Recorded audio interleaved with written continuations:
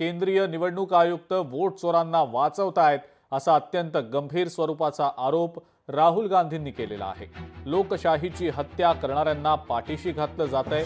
महाराष्ट्राच्या राजुरा मतदारसंघात 6,850 मतं वाढवण्यात आली आणि काँग्रेसच्या समर्थनातली मतं ही जाणीवपूर्वक वगळली गेली आहेत। एका आठवड्यात आयोगानं या संदर्भातला सगळा डेटा द्यावा अशी मागणी राहुल गांधींनी केलेली आहे। लवकरच हायड्रोजन बॉम्ब आणू असं सुद्धा राहुल गांधी म्हणतात। आप हिंदुस्तान के चीफ इलेक्शन कमिश्नर हैं। आपसे कर्नाटक की सीआईडी सबूत मांग रही है। आप कर्नाटक की सीआईडी को ये सबूत एक सप्ताह के अंदर दे दीजिए, नहीं तो पूरा हिंदुस्तान के सारे युवा इस बात को एक्सेप्ट करेंगे कि आप हिंदुस्तान के कॉन्स्टिट्यूशन, हिंदुस्तान के संविधान की हत्या में शामिल हो, हिंदुस्तान की संविधान की रक्षा नहीं कर रहे हो और वोट चोरों की आप मदद कर रहे हो। महाराष्ट्र में उसी मोडस ऑपरेंडी से, उसी सिस्टम से यहां पे वोट ऐड हुए हैं। आलंद में डिलीट, रजौरा में एडिशन,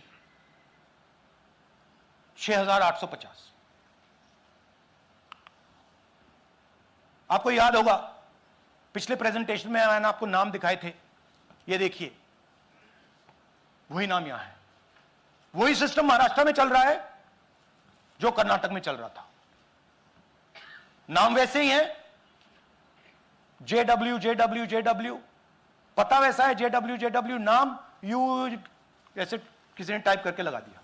थोड़ी देर में हम आपको हाइड्रोजन बॉम्ब दिखाने जा रहे हैं। नहीं आज नहीं, थोड़ी देर में उसकी प्रिपरेशन चल रही है। पराभव का झाला याचा आत्मपरीक्षण करण्यापेक्षा अशा प्रकारचा रडीचा डाव जे ते खेळत आहेत याने होणार हेच आहे की पुढच्या निवडणुकीमध्येही त्यांना असाच मार खावा लागणार आहे।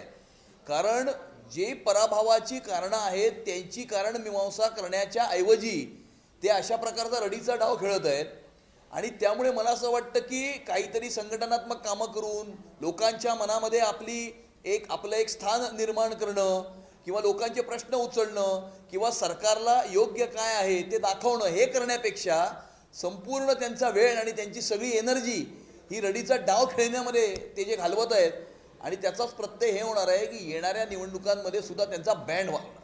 सब इलेक्शन वो हारने वाले हैं, ये उनको पता है, इसलिए अभी से वो रीजन सब रेडी कर रहे हैं। मुझे लगता है आज भारत में महाराष्ट्र में महायुति हो या फिर भारत में एनडीए हो, माननीय नरेंद्र जी मोदी जी का नेतृत्व इस सभी लोगों ने मान्य किया है।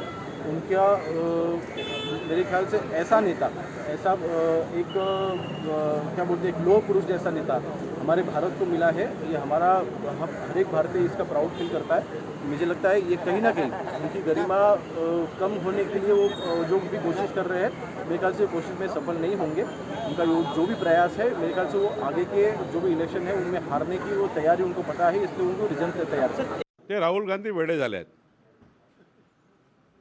आणि जेव्हा निवडणूक आयोगाने या सर्व मंडळींना देशातल्या खुलं आव्हान दिलं होतं की ज्यांना EVM बद्दल काही आक्षेप असतील त्यांनी निवडणूक आयोगासमोर या, तुमचे प्रेझेंटेशन घेऊन या, तुमचे टेक्निकल तुमचं ज्ञान घेऊन या।